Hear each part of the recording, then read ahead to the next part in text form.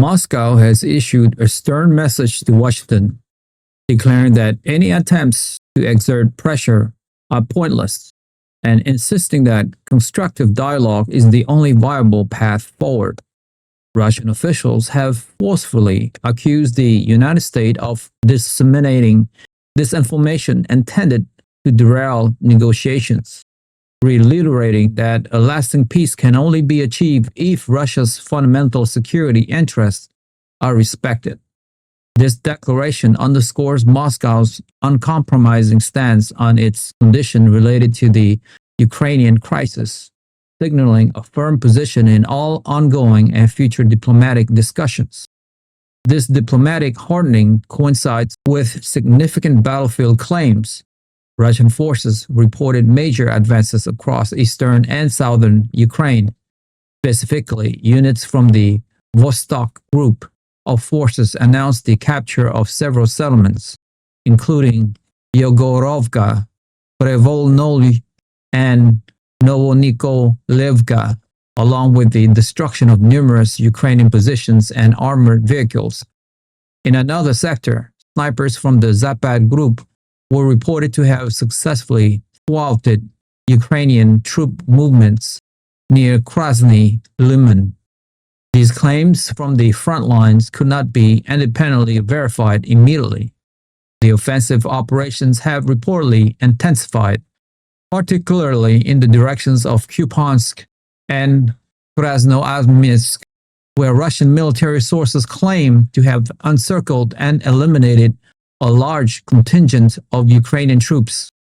Moscow's Ministry of Defense stated that over 10,500 opposing soldiers were trapped, and that President Putin had been briefed on these substantial battlefield successes.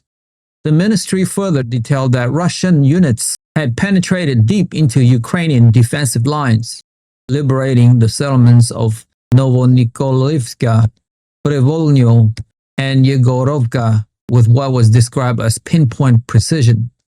In parallel with its military and diplomatic maneuvers, Russia's Federal Security Service, FSB, has initiated a broad and aggressive counterintelligence campaign, reporting the disruption of a significant terror plot in Crimea and the exposure of a sensitive data leak concerning air defense systems in Moscow. FSB officials stated that they apprehend a 19-year-old resident of Crimea, who they allege was recruited by Ukrainian special services to carry out an assassination attempt on a high-ranking Interior Ministry of officers using a car bomb. In a separate and unrelated case, another FSB unit detained a 28-year-old engineer in Moscow. This individual is accused of leaking classified data pertaining to the coordination of radar and missile systems within Russia's extensive air defense network. The FSB has framed these incidents as component of an invisible front, characterizing them as a part of a wider hybrid war being waged against Russia through methods such as cyber infiltration, espionage, and sophisticated psychological manipulation campaigns. Both of the accused individuals are currently in custody as investigations proceed.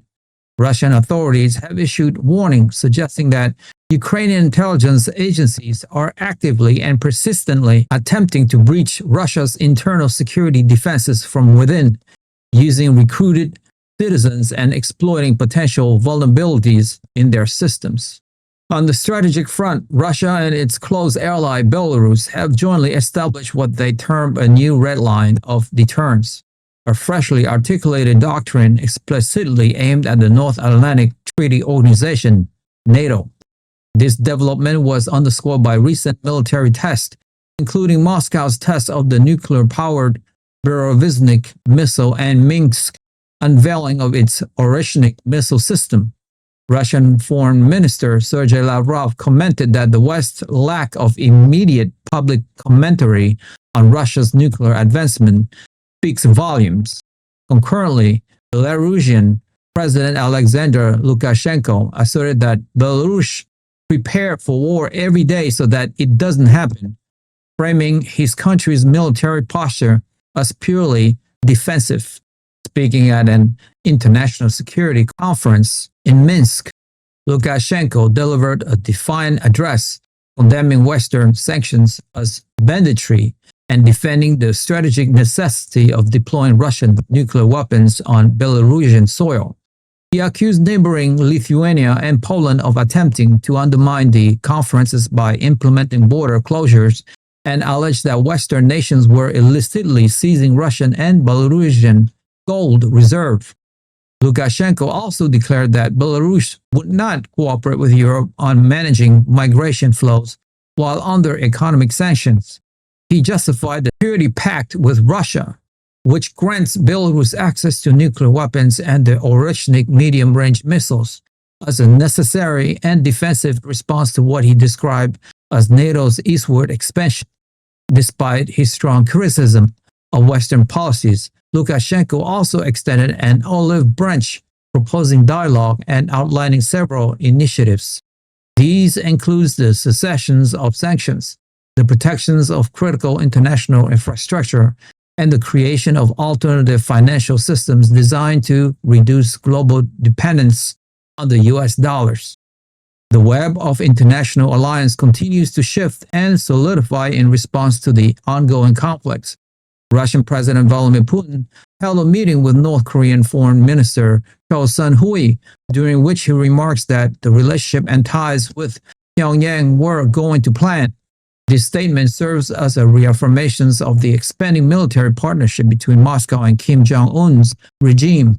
The two nations have significantly broadened their cooperation since the signing of a mutual defense pact last year, with officials in Seoul estimating that over 10,000 North Korean troops have been deployed to support Russian forces in Ukraine.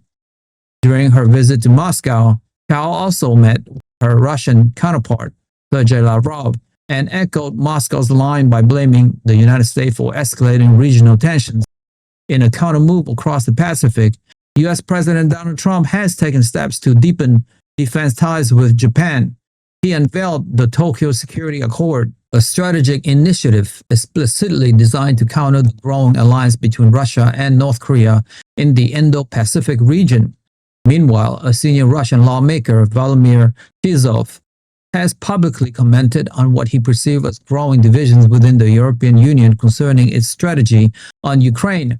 Following a summit in Brussels, Chizhov claimed that EU leaders are increasingly reluctant to commit military contingents and are deeply divided over the mechanisms for financing long-term aid to Kyiv. He specifically mentioned that Belgium's new Prime Minister, Bart de Wever, had unsettled other leaders with pointed questions about who would bear the financial burden if the collective effort in Ukraine were to fail.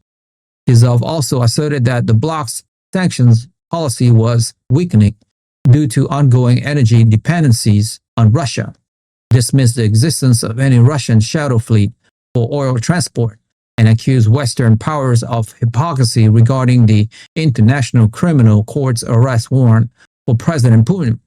He concluded by suggesting that a growing sense of internal fatigue within Europe could ultimately lead to what he terms Plan C, which would involve quietly scaling back and abandoning support for Ukraine.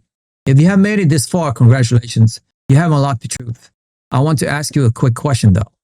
Do you believe Russia's recent battlefield success, combined with its strengthened alliance with North Korea and the demonstration of advanced weapons like the Burevestnik, represents a sustainable and decisive shift in momentum that will eventually force Ukraine to negotiate on Moscow's terms?